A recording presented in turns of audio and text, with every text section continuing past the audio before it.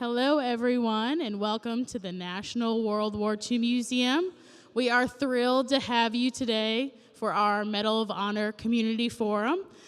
Our program will be getting started shortly, so if you could please find a seat, we'd be very appreciative. Thank you.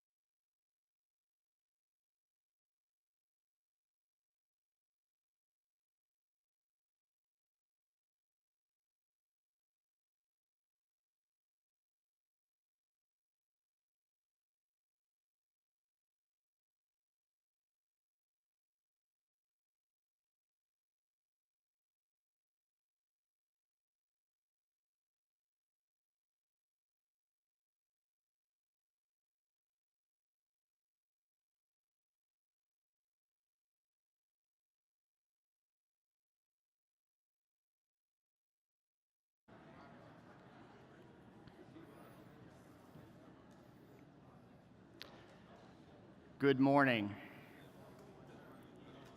Good morning, ladies and gentlemen. Welcome to the National World War II Museum. I'm Pete Crane, and I have the honor to be the Vice President of Education and Access here at the National World War II Museum. And it's my distinct pleasure to welcome you today to this Congressional Medal of Honor Community Forum presented by Ochsner Health. I'm truly excited today because today's forum is the first in a series of public programs that will be offered this week in the New Orleans area as part of the 2023 Congressional Medal of Honor Society Convention. You know, hero is one of the most overused words in the English language, but during today's program, We're going to hear from true national heroes, 4 Medal of Honor recipients. Most folks don't get to see 1 Medal of Honor recipient in their life. It's truly special to be able to see 4. And hear them talk about their service in our country's armed forces and how their experience in battle informed their commitment to freedom and democracy, to their continued service to our great country. Before we start the program, please stand and join me for the Pledge of Allegiance.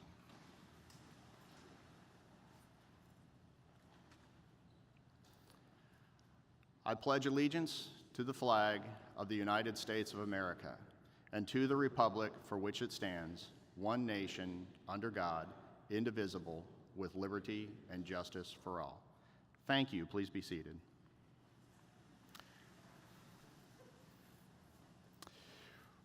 For those who haven't joined us before, we have a tradition here at the National World War II Museum.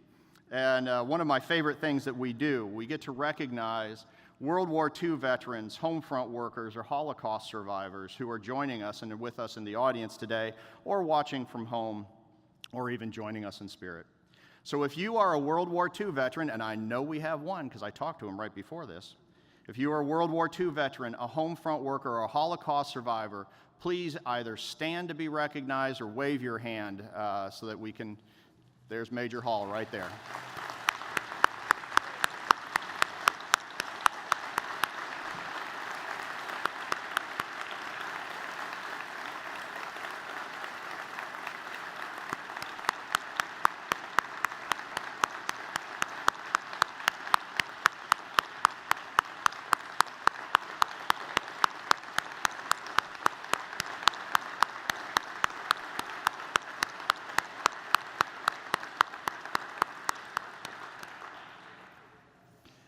I'm going to do something that makes our team afraid every time I do it. I'm going to go off script for a moment, just to let you know that Major Hall not only is a World War II veteran, but he's also a Korean War veteran. He's also a Vietnam veteran. He was a young Marine on Guadalcanal and flew Hueys in Vietnam. So thank you, Mr. Hall. You're an inspiration for all we do here.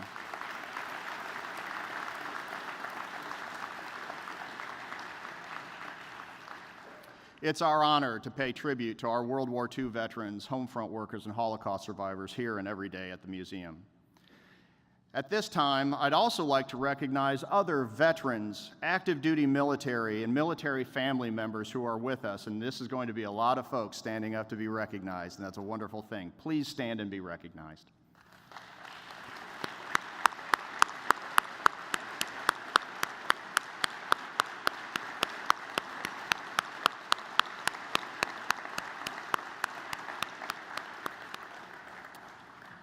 Thank you for continuing our nation's great legacy of service. We're grateful to have you with us here today. In our audience today, we're also honored to have 3 commanding officers from the New Orleans military community in attendance. We have Rear Admiral David Barata, the 8th District Commander of the United States Coast Guard, with us. We've got Brigadier General Justin Swanson, the Commanding General of the 377th Theater Sustainment Command. Thank you for joining us, sir.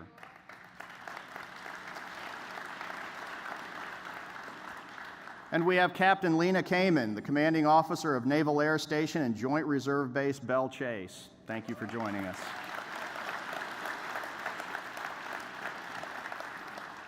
Of course, none of our programs would be possible. I hope that's not me. Believe it or not, it is. I'll call you later, Dad. You know, of course, none of these programs would be possible without the generous support of our sponsors. Ochsner Health answered the call, literally answered the call, and offered to be our presenting sponsor for this forum and this week's Valor Outreach programs. Thank you for your support, and thank you also for being our convention medical provider. So thanks.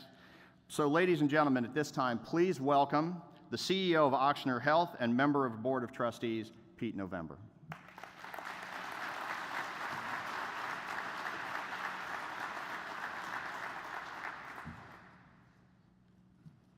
Good morning. Good morning. It's a huge honor to have this opportunity to speak with you and to be in the presence of all the heroes in this room. As you can imagine, I get the opportunity to speak to a lot of different community organizations, but I'll admit when I was asked to speak to this group, the Congressional Medal of Honor Recipients, I felt a greater sense of responsibility to properly share my gratitude and the gratitude of this city, our 38,000 OSHRA employees, and my own family. This past weekend, I had the blessing of attending a college football game with my wife, my 2 kids, and many of my lifelong friends. We laughed, we talked about our fun times together. We talked about how excited we are for the future of our children who are about to graduate from college and start their next chapter of their lives. As I looked around with those of us on Saturday who represent the most important people in my life, I realized we were only able to celebrate together because of the heroes in this room and because of the millions of World War II veterans who put their lives at risk so that we can all live in peace and achieve our dreams. I have no idea what courage it must have taken for our Medal of Honor recipients to take the heroic acts that led them here today. The closest example I have seen in my life occurred actually in March of 2020. I'm honored to lead an organization that provides health care to over 1.5 million people each year. As we all remember, in March of 2020, we experienced a worldwide pandemic. And because in New Orleans, we like to have a good time and celebrate life, the city became the epicenter of COVID-19 as it hit right in the middle of Mardi Gras. At that time, we had no vaccines, no established treatments, no way of knowing who would live or die if they contracted COVID. We were short on basic supplies and protective equipment like masks, gloves, along with life-saving medicines and ventilators. While most Americans went into lockdown to avoid getting COVID, our doctors, one of who's right there, our nurses and caregivers bravely ran right towards the front line, straight into our hospitals to care for the sick. They did it knowing their chances of getting COVID were high and their chances of surviving COVID were uncertain. When I asked why they did it, they simply said, our patients needed help, and regardless of the risk, they had to help them. It was amazing to watch these healthcare heroes put their own lives at risk so others could live. It's for this reason that OSHRA wanted to sponsor the Congressional Medal of Honor events this week. Whether it's our military heroes, our healthcare heroes, or the police, firefighters, and other first responders in this country who protect us, we must never forget this kind of bravery and commitment. Unfortunately, around the world today, we once again must call upon our heroes to protect us from terrorism, from dictators who don't respect sovereign nations, and those who use power for evil as opposed to good. While it seems like a dark time in the world today, I don't for a second fear that we will not once again rise to the challenge. I know that good will once again prevail. I know that, and you should believe it too, because the world is full of heroes like those in this room and all those we get to remember each day through the World War II Museum.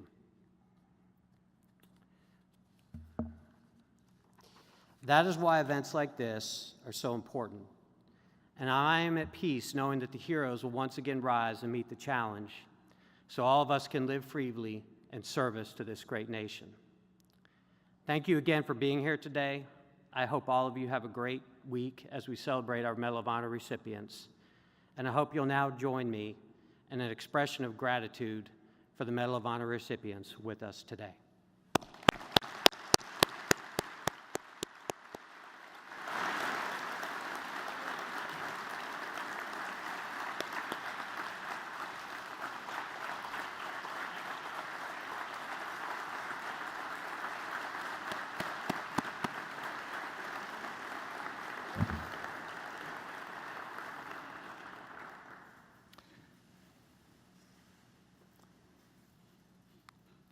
Thank you, Pete, and thank you again to Ochsner Health for serving as the presenting sponsor for all of the Valor Outreach programs this week, including, obviously, this community forum. You know, this week we have the pleasure of welcoming 42 recipients of our nation's highest military honor. They've gathered in our city for their annual meeting and convention, which includes a variety of educational events designed to share their stories of bravery, of sacrifice. They're going to share this with teachers, with students, veterans, and citizens from around our entire community. And through their stories, we'll come to better understand the values of the Medal of Honor: courage, sacrifice, integrity, commitment, and of course, patriotism. As I'm sure we'll hear from our panel recipients, these values are not only critically important on the battlefield, but they're values that we should strive to live every day in our own lives and in our community. Honoring the lessons and legacy of those who have served is central to our mission here at the National World War II Museum. And after today's program concludes, I encourage you to take some time and explore our Medal of Honor wall and exhibit right here in the U.S. Freedom Pavilion. You can learn about the 473 Medal of Honor recipients from World War II. It's not lost on me that we're under their gaze every day and have a responsibility to carry on their legacy and that of the 16.4 million Americans who served in the war that they represent. Before introducing today's forum moderator, I want to also thank the Stephen G. and Regina Oswald Foundation for their support as presenting sponsor of the Congressional Gold Medal Society Medal of Honor Society Convention here in New Orleans this week. Of course, I'd like to welcome and thank the Medal of Honor recipients participating in today's panel for coming in early to New Orleans to kick off this week-long series of events. To be on stage with you this morning is a career highlight, I can honestly say. So, ladies and gentlemen, it is my pleasure to introduce our forum moderator, Mr. Norman Robinson. Norman is a native of Mississippi, a longtime New Orleans resident who served a 4-year tour of duty in the Marine Corps before embarking on an illustrious career as a television news journalist, highlighted by over 24 years as a reporter and news anchor at WDSU-TV. You'll notice that I didn't describe him as a former Marine because there is no such thing. So, Norman, thank you for moderating our panel today. Ladies and gentlemen, please give a warm welcome to Norman Robinson.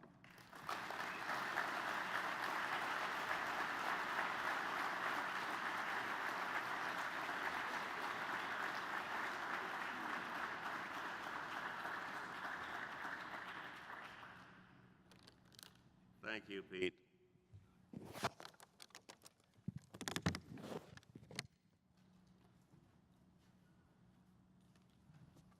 Thank you for your kind and generous introduction, for inviting me to participate in this exceptional event. It is an absolute honor and joy to be here with you today. I want to welcome the Medal of Honor recipients and their families and thank them for their service and sacrifice. And as a moderator, I usually begin my task with a public service announcement. And that public service announcement is for people who are in the elderly age bracket, such as I, and that is to point out the facilities to my right and your left. As the old saying goes, when you need to go, go. When you have to go, go.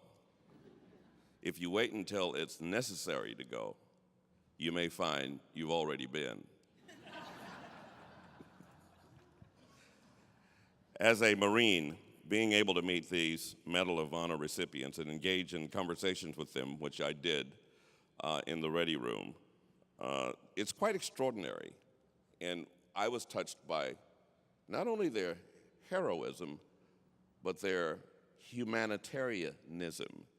They were what they were on the battlefield because of their humanity. They embody the values of our armed services, and yes, they embody the values of our nation as a whole. And I want to thank you for the work that you do as the Congressional Medal of Honor Society. This week, all of you will dedicate time to engage with our community, our local veterans and students and educators. It is clear that your commitment to this country did not end on the battlefield. That's abundantly clear. As you continue to share your stories, mentor young people, and inspire the generations to come, thank you all. Thank you. Thank you for what you continue to do. And so now let's get started with our program. Please join me in giving a warm welcome to U.S. Army Sergeant First Class Gary Lee Littrell. Sergeant Major. Sergeant Major.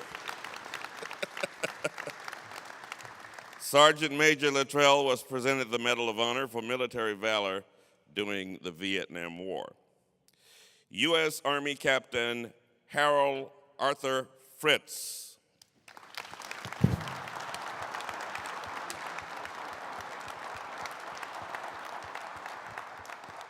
Captain Fritz was presented the Medal of Honor for military valor during the Vietnam War. U.S. Army Staff Sergeant Leroy Arthur Petry. I realize it's the rank when we were presented the award. That was back when you were presented the award? All right.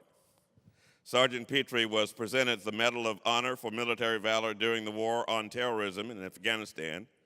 Leroy is also the president of the Congressional Medal of Honor Society.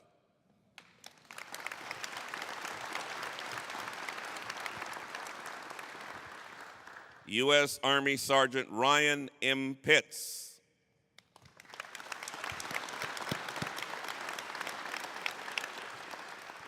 Sergeant Pitts was presented the Medal of Honor for military valor during the War on Terrorism in Afghanistan.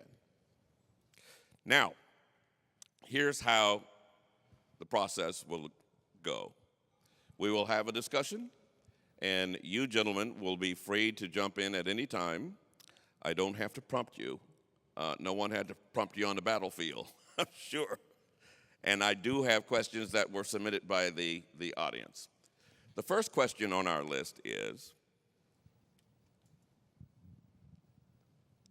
how has military service and the Medal of Honor meant to you? Go ahead, Leroy. I got two past presidents, so I kind of got to go when they tell me. Wow. For me, my military service and receiving the medal, well, the military service, first of all, that was one of the greatest privileges I've had in my life, to give back to the folks that gave to me, the generations that served before me, and I realized I grew up in a free country and enjoyed everything because of them. I was just willing to give back, and I got so much more out of it. I have more friends across this country. I've learned more about leadership and about people and about coming together as a uniformed team to complete whatever challenges are in front of you. And after receiving the Medal of Honor, I realized that I had been given an opportunity to continue to inspire and to continue to grow myself. And so both have been probably two of the most tremendous things in my life, minus my family and kids.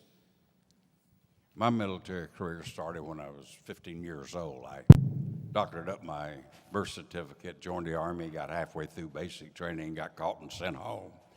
And on my 17th birthday, I joined again.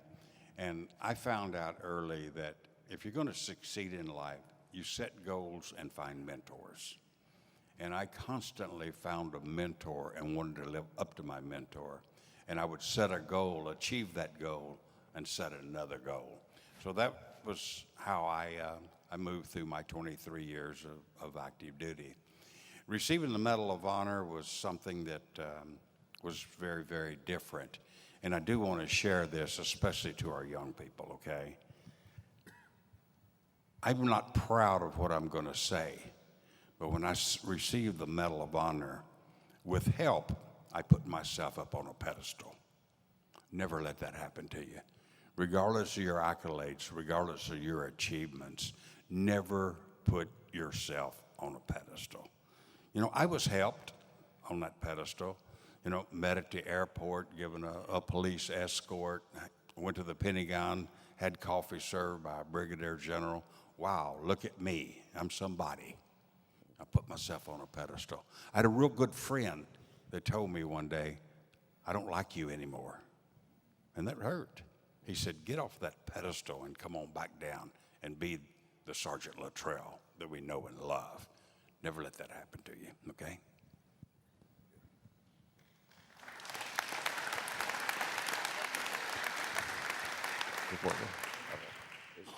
It should be on. I know you'd be Improvise, good adapt, NCO. and overcome. Anyway, it's really great to be here with my fellow recipients. We are 65 strong now.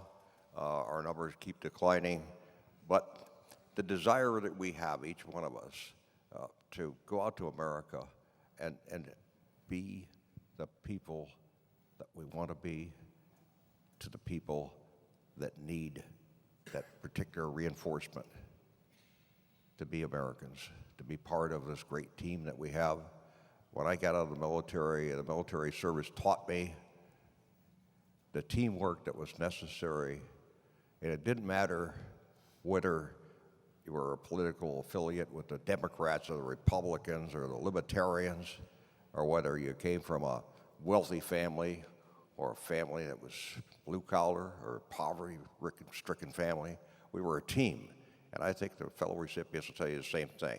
And to me, that meant an awful lot, because that's how we went through my tour in Vietnam. That's how I conducted myself in the military. And it led me in a direction that I felt was important for me. And the reason that I survived the battles I did in Vietnam, as far as I'm concerned, is the good Lord said, we're not done yet. You've got another mission. You've got to keep going. You've got to keep talking to Americans. You've got to keep telling them the importance of what we have, the importance of projecting, protecting, and preserving the freedoms that we have, not only for this generation, but for future generations. And I never let the fact that as a recipient of the Medal of Honor, I was something special. I'm a messenger. I'm a messenger. This medal and these medals belong to all the men and women that have served and are serving in the armed forces of the United States of America. We're the messengers to go out to America to say, look at the valor, look at the service, look at the dedication of the men and women that have served, are serving, and will serve rather, that provide for us environments such as we're in today, the freedom to get together as a group, to talk about what we have, to be a team, to be the American team. And I've never forgotten that, and I've carried that through my service career and my service with Americans throughout the world, both as a military member and a civilian. So I'm very, very proud, and I'm humbled, quite frankly, to be a recipient of the Medal of Honor. I'm just another American, a soldier that did his job.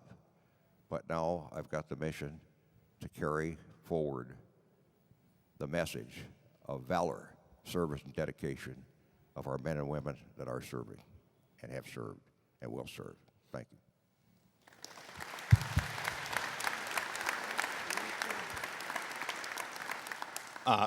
Serving in uniform, I can say this unequivocally, that it will be the greatest thing that I ever do with my life.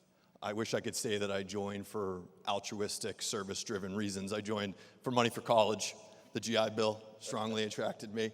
But there's a lot of people join for all sorts of different reasons. I saw that once I joined. Some wanted adventure, some wanted a better life, some joined to become citizens. I fought alongside people from Great Britain, El Salvador, Mexico, Guatemala, Thailand, you name it. They have worn the uniform for this country and bled, and in some cases, died for us. And you learn when you put on the uniform, one of the first things you learn, you're all kind of equally worthless, and it brings you down to this nice base. But you learn to respect your peers. You learn that, we don't all have to share the same opinions, that we don't have to come from the same place to be united, right? Different doesn't have to mean divided. You know, my unit taught me what family was, that family's just about caring about others more than you care about yourself. And we were that.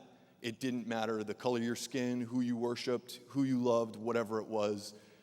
We were in it for each other.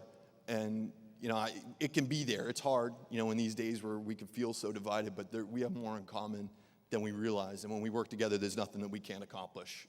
Just like the day for the battle for which I was awarded, which I got to echo the same things these guys said, that this isn't mine, right? I'm just a caretaker of this. There were 9 other guys that died. And the only reason I received this is because they fought and sacrificed so I could do it a little bit longer than they had the opportunity. But it could have been any other of them, right? It represents, the award represents the sacrifice that every service member may be called upon to make. And there are so many throughout our history that haven't been recognized or who fell through the cracks and are only being recognized now. So it's about the recognition of actions, and anybody can achieve that. So being a Medal of Honor recipient, what does that mean to me? It's a responsibility to continue to serve and share the stories of others whose maybe voices don't get heard. Thank you, gentlemen.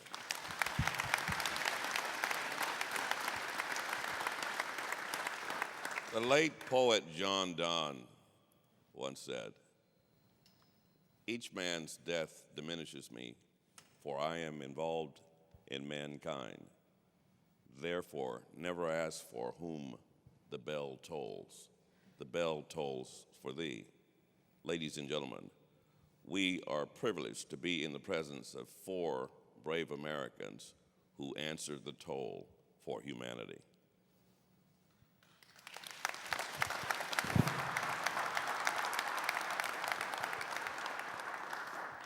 So, how would you define patriotism, and what do you suggest is required for each of us as citizens to ensure that we pass patriotism to future generations?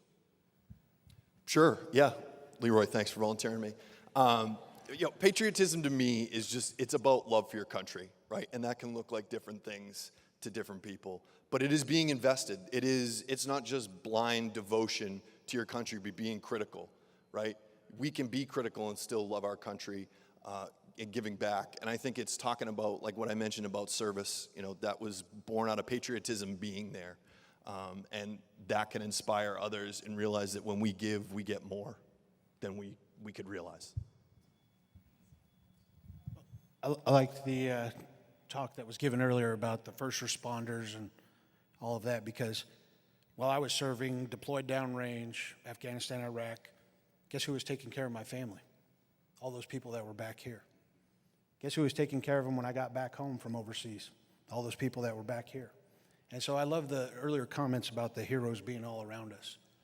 But I think the one thing that we miss is appreciation. What's taken for granted will eventually be taken away, and then you end up missing most what you least appreciate. And so being a patriot is just being appreciative of being thankful for what you have in this country and showing that thankfulness. Only about 1/3 of the colonists supported the American Revolution, and we wouldn't be where we are today without their support. We continually need our patriots as much as we need our military. And that's where a lot of these organizations come down to fill in the gaps, to take care of those soldiers, the veterans and their families, the ones that took care of us. And so it's a full circle to have that patriotism, because not everybody gets to serve in the military. Even the ones that desperately want to sometimes are disqualified for a medical reason or whatever. But every single person in this country has an opportunity to be a patriot, and they should. To me, patriotism is just love of our country. We have the best country in the world. I've traveled all over the world. I don't think there's been a continent that I've not been on. And when you go to a third world country and you come home, then you really appreciate what we have. Is our country perfect? By no means. By no means. You know, women still make less in the workforce than men. The color of your skin makes a difference in the jobs that you get. Are we perfect? No. Can we strive to be perfect? Yes. But when you compare our country against the other countries, you know, Afghanistan is probably the worst, the way they treat their women. Their dog means more to a man than his daughter. If a young lady is raped, it's her fault. And her father and her brothers can legally stone her to death. Think about what we've got in this country. It's not perfect, but it's the best. Love your country.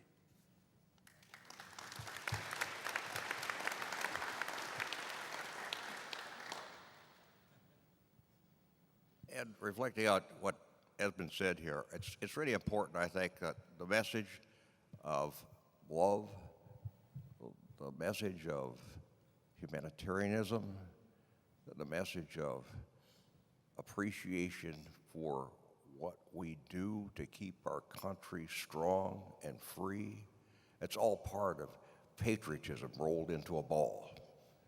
It's a bridge that supports what we have. And it's patriotism that's shown by the soldier, the sailor, the Marine, the airman, or Coast Guardsman that's serving throughout the world.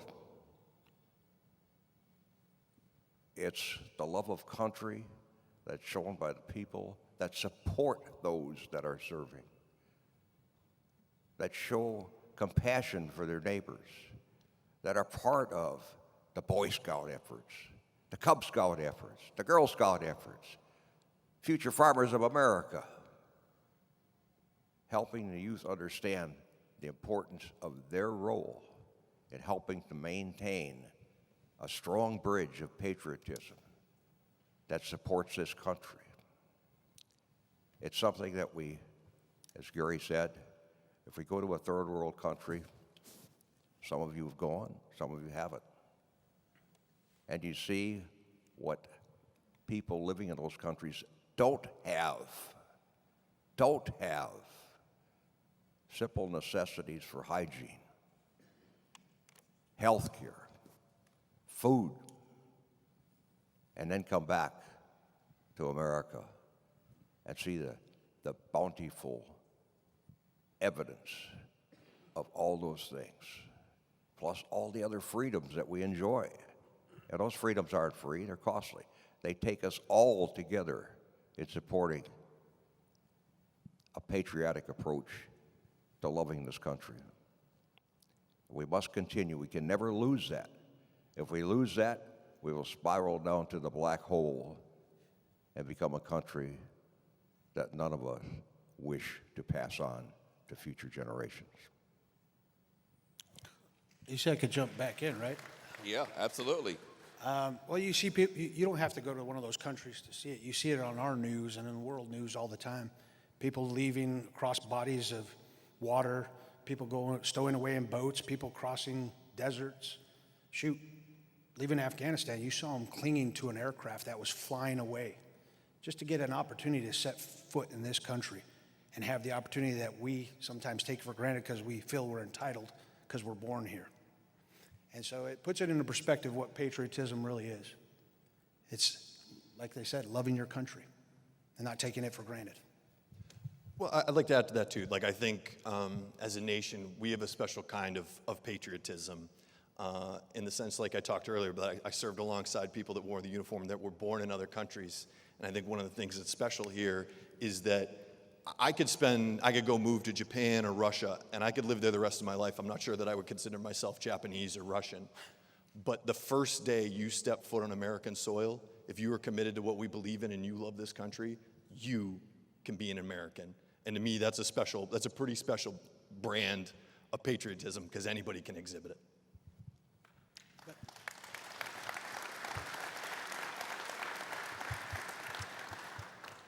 I think also being a patriot to service members and veterans, the best way you could thank them is by being a good citizen, being somebody worth fighting for, being somebody worth dying for. That's the way you can thank veterans and service members, by being a patriot, is being that good person. Simple. Captain Hal? Give us another hard question. I'm going to give you a hard question. You're getting too easy on us. Give us some hard I'm going to questions. give you a real hard question right now, and we're going to keep it right where we had it with patriotism. As recipients of the Medal of Honor, do you look at our society and sometimes wonder if your sacrifice is being dishonored by the stratification and the divisiveness that's taking place in this country? You wanted the hard question, You Leroy. wanted the hard question. How about you jump on that one? I need a minute. You know, I don't. I don't look at what goes on our campuses, the riots. I don't look at that as a majority. That is a minority. We'll always have that. We will always agree to disagree. And so when I see that happening, I say that's their privilege. That's part of living in America. That's part of what I fought and my men died for, to give them the right to be different. And so I don't agree with them, but I fought to protect that right. And future generations will fight to protect that right, their human right.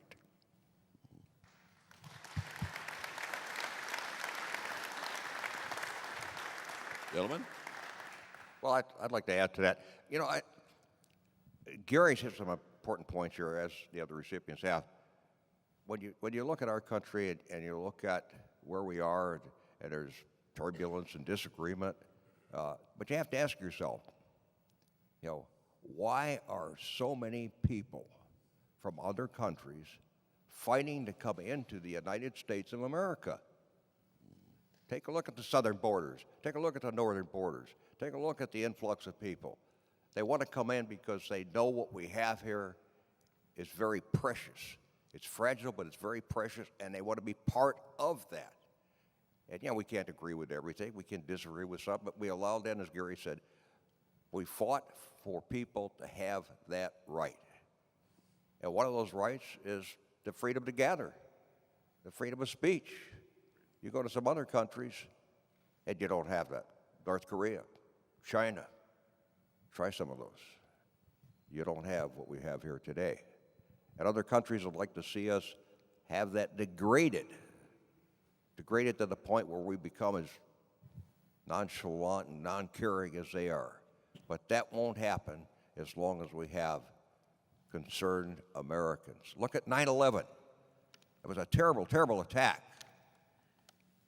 And the other side said, Americans are going to crawl into their bunkers and close the bunker top to remain safe. But we didn't. We didn't. We didn't. Americans did. We went forward.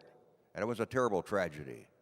But again, that just shows the spirit of the American people. That shows the resolve of the American people. And that's another reason that Americans fought in the wars, Americans serve in the services, because they want to project that. They want to protect that. They want to preserve that.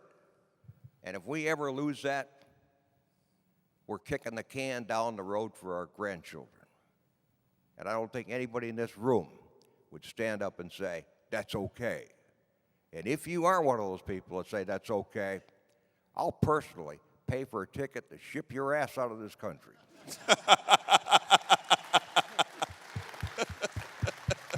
And I'll pay to have them go first class.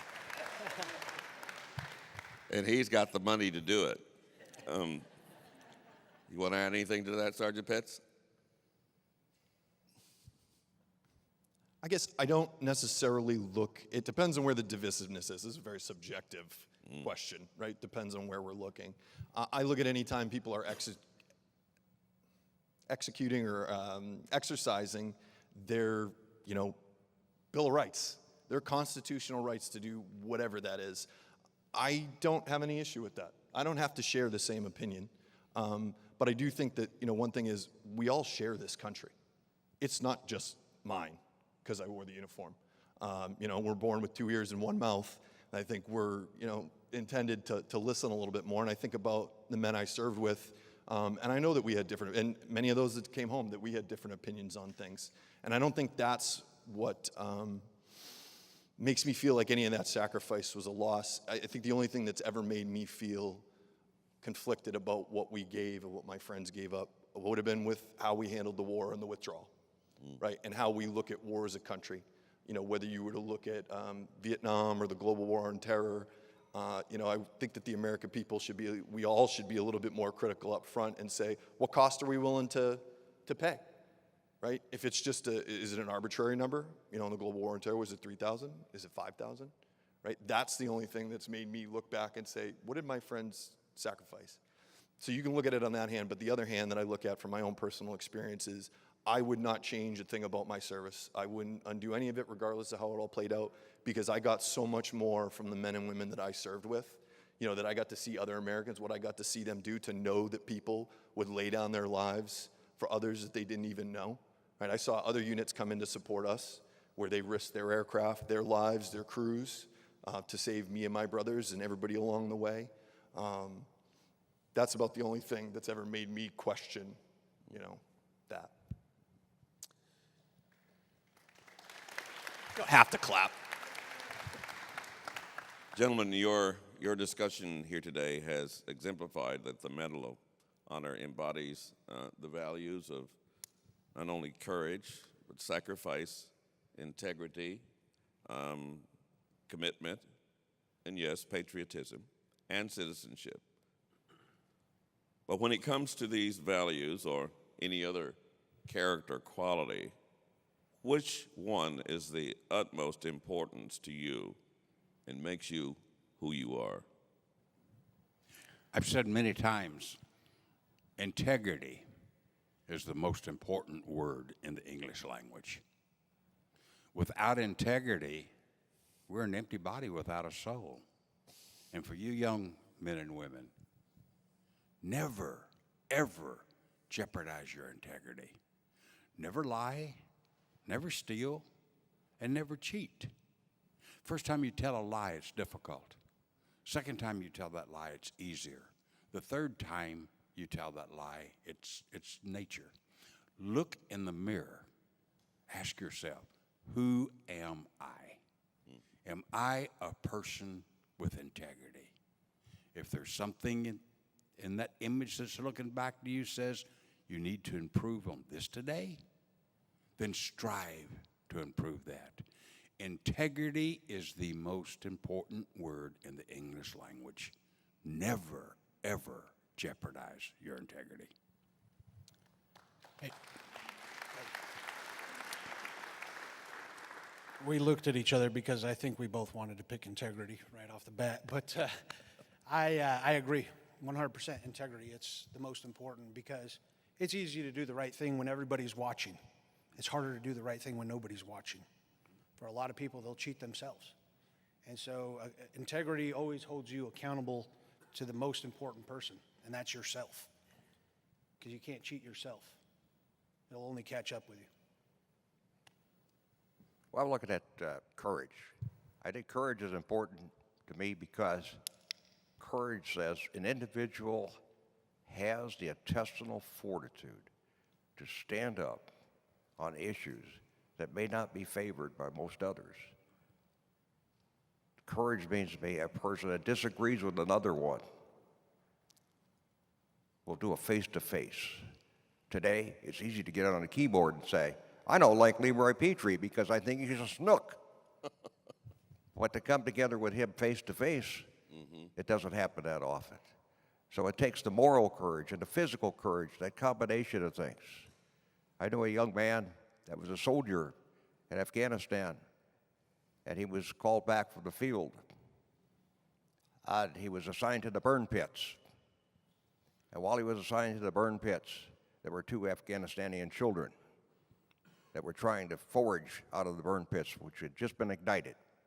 And at that same point, a United States truck was backing up to dump a load into the burn pits. This soldier, seeing that that truck was going to push those children into the burn pits, had 2 seconds to make a decision. Either move forward and embrace that danger, save those kids, or turn his back. That's courage. He dove into the path of the truck, pushed the two children out of the way, saved them, and he himself was pushed into the burn pit. Wow. And when they recovered his body, he was barely alive, burned to a crisp. I met him at a function for disabled veterans. The doctors told him if he lived, he would be a vegetable. He wouldn't be able to speak, walk, move his arms, or do the things that he wanted to. He was very religious, Spanish American, and he told me this: I prayed to the Lord, you get me through this, you get me through this, and I'll pass it forward. He had the courage to save those children. He had the courage to fight his injuries. And to pay it back, he established a local hunt for disabled veterans in Texas out of his own pocket. That's an example of physical courage. But also it's part of mental courage. He could have stepped away. He could have said, let somebody else do it. But I want to tell you right now, when you get up in the morning and you look in that mirror, whether you're a man or you're a woman, you are the other guy. It's your responsibility to muster that courage,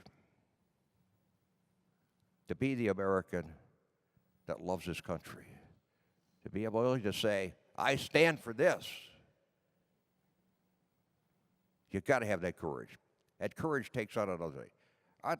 Here's what I'd like to do. I'd like everybody in the audience right now to turn to your right or your left and shake the hand of the person next to you and thank them for being a courageous American. Right now. Thanks, Gary. Thanks, Hal. Thanks. I like that. You see, that's all part of that courage. Now, is there anybody that didn't do that? Raise your hand. Now, if you have courage and you didn't do that, you'd raise your hand. But everybody did. You see the importance of that courage? This is a different scale, but it's what makes us so different. It's what makes us so powerful. It makes us so great as Americans. And it doesn't matter what your background, Ryan covered it. It doesn't matter what your background is. Every one of them has that. Every one of us has that ember in our breasts. That's courage. What we want to do is to have that burst into a flame. And everyone here will have those opportunities throughout life. You've already had those opportunities. Never let them go. Always embrace them. And don't, when you're faced with a challenge, try not to do it over the keyboard every time, but do it face to face. That makes a difference. That's right.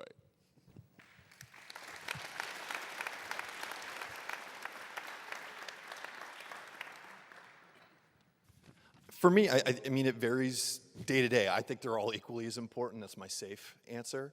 I think being in this space and also thinking about, back in the day with the award and the men and women that I served alongside, to me, it's commitment, right? We were committed to each other. I saw the men around me do incredible things. I drew on their strength. They gave me courage, right? I was talking about patriotism and people coming from other countries.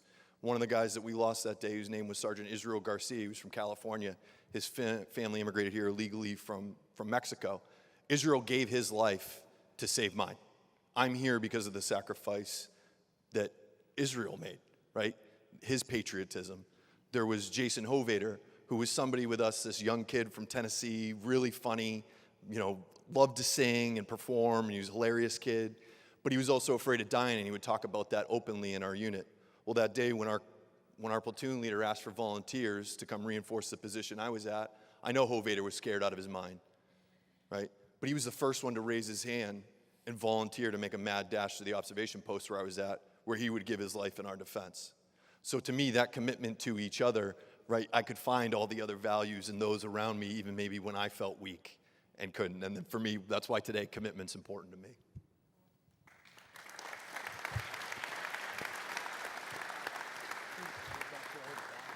As we draw near to a close, I do want to get a question in from the audience. And this question was asked by several members in the audience, Juliet, Edwina, and Trish. And their question is, How did receiving the Medal of Honor change your life from that time to today? It changed my life drastically because before I received the Medal of Honor, I felt that I could make a mistake and then I could prosper by that mistake. After receiving the Medal of Honor, I stayed on active duty. My soldiers looked up to me, and I had to be perfect from that day forward. I tried not to let the word Medal of Honor cross my lips. I didn't wear the Medal of Honor much when I was out on active duty because I wanted to be a soldier. But you could hear the troops talk about, that's my first sergeant, or that's my sergeant major. He's a Medal of Honor recipient. If he says it, it's gospel. So it's one large responsibility. You have to strive daily to be perfect because that's what's expected from you. Yeah, well, it's like most people say, it's a blessing and a curse all in one. And the way I explain it to my friends is simply like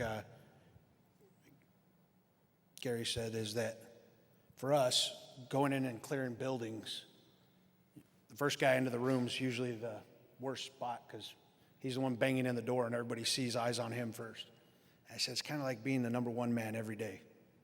It gets exhausting sometimes, but I also looked at it as I was blessed with an opportunity to make an even bigger impact of what I already loved doing, selflessly serving. And I didn't let it change who I was, because I'm still just Leroy. And that integrity, as long as you're doing the right thing, nobody's perfect. Everybody would like to achieve perfect, but nobody's perfect. So if you just follow that, being yourself and doing the right thing, no one could fault you for that.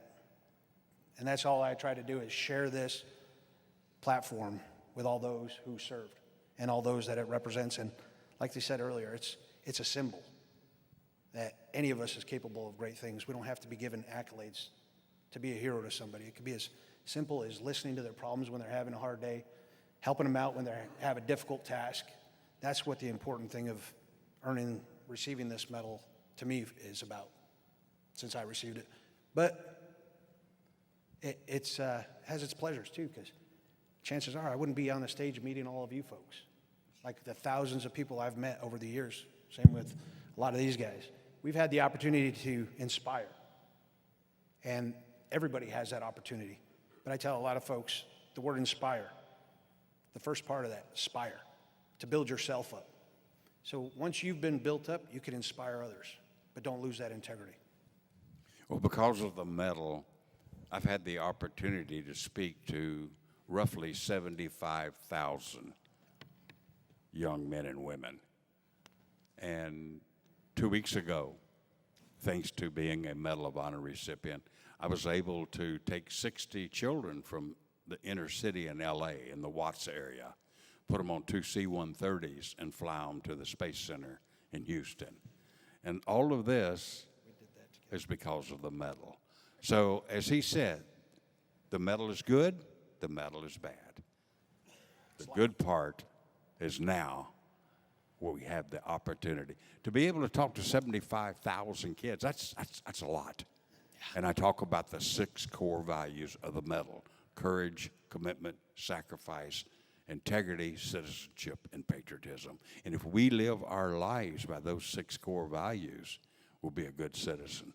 So being a Medal of Honor recipient has given me the opportunities that I will never have. It's kind of the opportunity to be a part of the change we all hope to see in this country. We get to play a part of that as much as we would like to. To me, when I was at the White House for the presentation of the Medal of Honor by President Richard Nixon in 1971, I looked around the room and I was visibly nervous. What am I doing here? How did I deserve this? What are my expectations? What's going to happen? And at that particular ceremony, I had several of my family members there. And to add to my nervousness, my young son, Christopher, was there, and the president came, and he put the medal around my neck, shook my hand. And prior to the ceremony, the boys of my family were all presented a special tie clip, presidential tie clip that had the president's name on it. But my youngest son wasn't there. Now keep in mind that I'm just nervous. Here's the first time I'm eyeball to eyeball with the President of the United States. And my youngest son, Christopher, looks up at the President and looks at his tie clip. And the President looks down at my son and he says, "How are you?" And my youngest son points to the President's tie clip. It says, "My little brother didn't get one of them." So now I'm anticipating probably an assignment to somewhere north of Greenland. The President took his tie clip off and handed it to my son. Now, youngsters always inspect everything they get, so he's looking it over, and the President said, "Is it okay?" And he says, "Yep," and he put it in his pocket. But then, when you look at that, as recipients, we now, once that medal is placed around your neck, have the mantle of responsibility that you probably will never have again.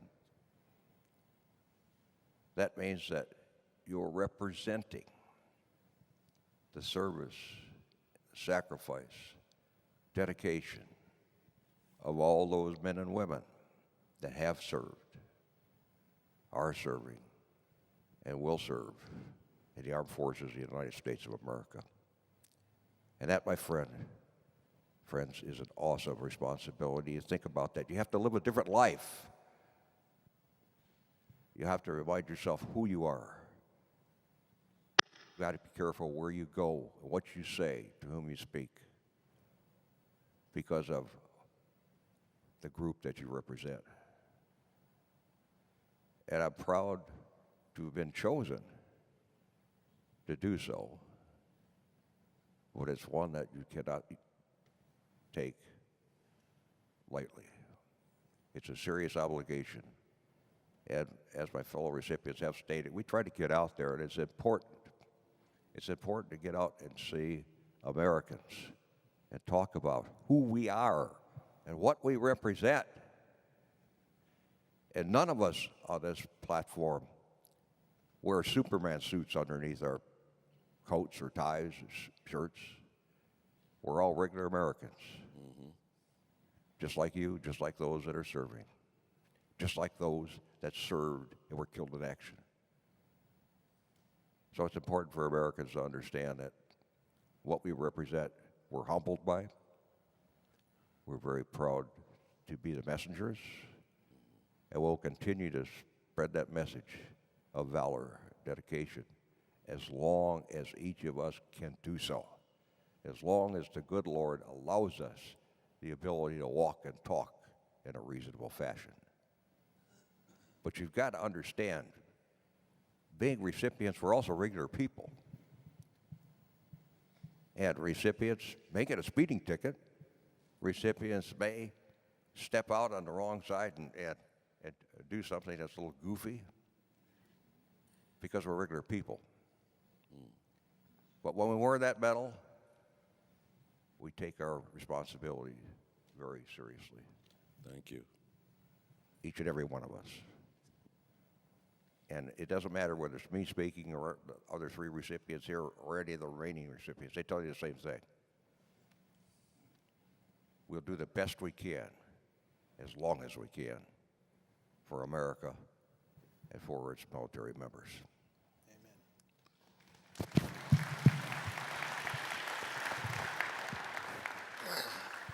Well, it definitely didn't change anything for me at home.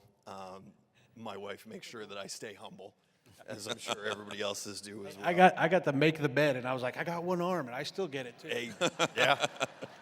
Dishes, laundry, dog walks, all that stuff never ends. I think it's a humbling responsibility. I had left the service. I got medically discharged, and I was out for 6 years before the award ever happened. And so I think for me, it brought me back connected to the service, and even more broadly. Then, I was connected to the Army, I was connected to the airborne community, because that's just where I grew up. But it has given me such a greater, profound appreciation for every branch of the military that sometimes you don't always have when you're wearing the uniform. Everybody thinks they're the best. Marines, you know, Department of the Navy. I'm not. Who cares?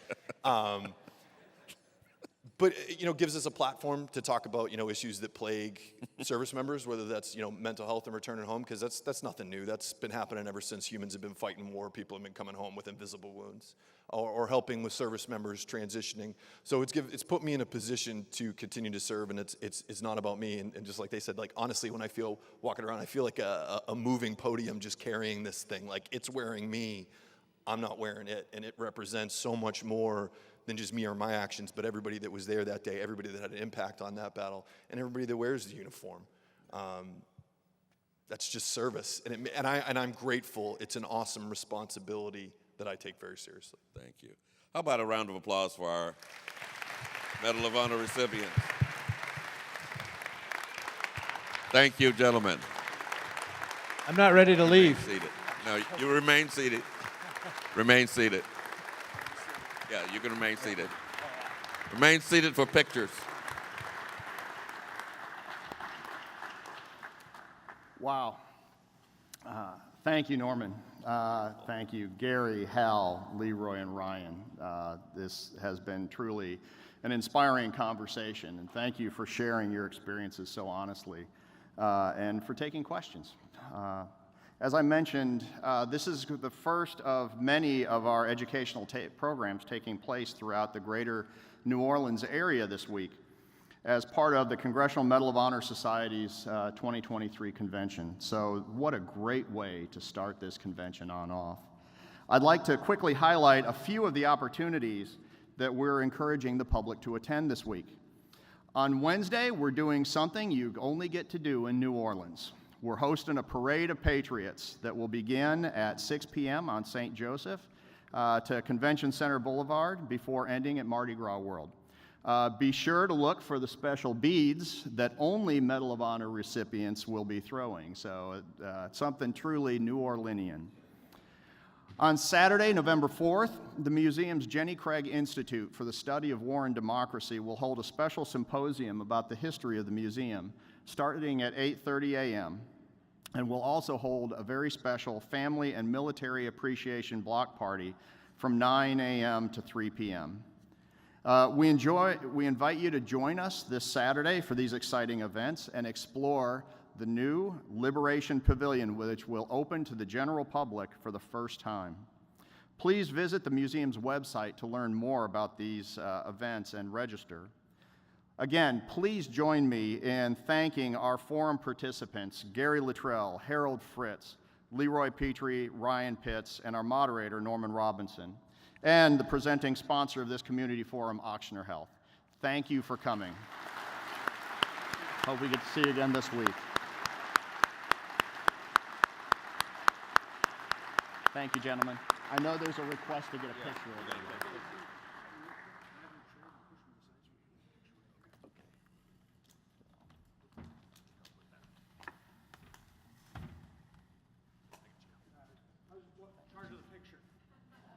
Now there's an informal part.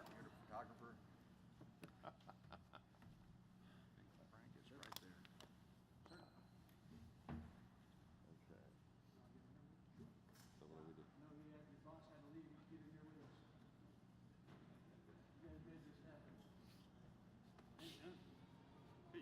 Get in the picture.